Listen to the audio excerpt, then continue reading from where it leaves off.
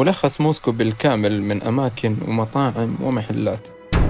احفظ الفيديو عندك وارجع إليه فيما بعد. كم مدة تحتاج في موسكو؟ تقريبا تحتاج من 5 أيام إلى أسبوع لكي تستطيع رؤية جميع الأماكن الجميلة. تنفع لمن؟ موسكو تنفع للجميع، للعائلات والشباب والبنات. أفضل وقت لزيارة موسكو في فترة الصيف ما بين يونيو إلى أغسطس، وفي الشتاء من ديسمبر إلى فبراير. تحتاج سيارة أو سائق لأن موسكو جدا كبيرة.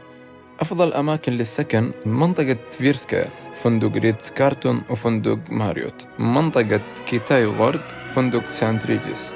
منطقة بوليفارد رينج، فندق متروبول. وهذه قائمة بأهم الفنادق. بخصوص الأكل في موسكو، هذه قائمة بأهم المطاعم والكافيهات الموجودة، ونرشح لكم 3 وجبات لازم تجربوها. أولاً بورش، ثانياً بلميني، 3 بيف ستورجانوف، وللتحلية